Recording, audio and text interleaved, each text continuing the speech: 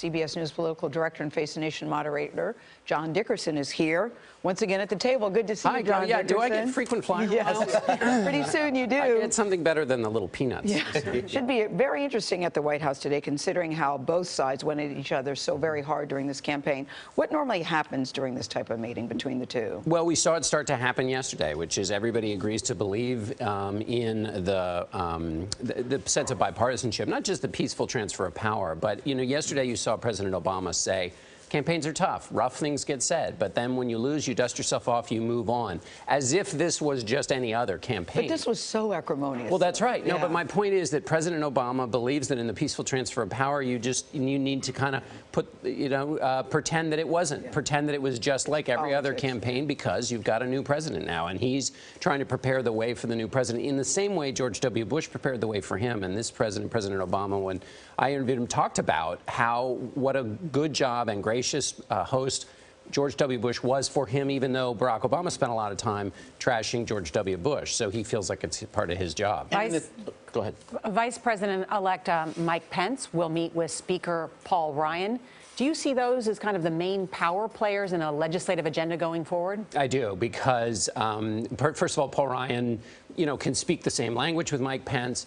He has issues with Donald Trump, although yesterday he came out and they're now great and dear friends, because Paul Ryan has a whole list of legislation that's written. The Obamacare replace legislation is written. All he needs is the signature, pretty much. And so he's got a lot he wants to get done. If he can use Mike Pence to get his favorite checklist signed by the new president, that's like Christmas for Paul Ryan. And that's in part what Ryan's been trying to do, is prepare all that legislation.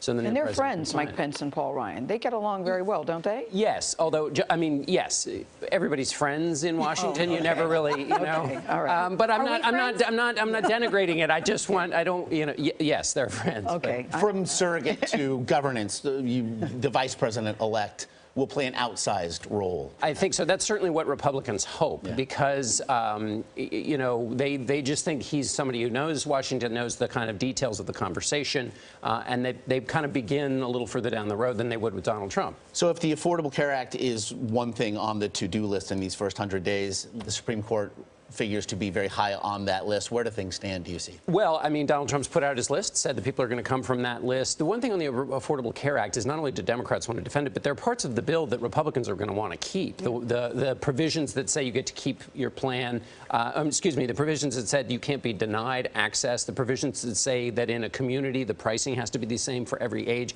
those are really popular, but they're also expensive. How you offer something that keeps the good stuff but takes out the bad is a real challenge. The Supreme Court will be a fight right away, because, of course, the ideological shape of the entire Supreme Court hinges on this next person. It's a 4-4 tie. The next person will make it a conservative court. That's the reason Democrats, which need a reason to rally, will rally around opposition. John, thank you so much. Sure.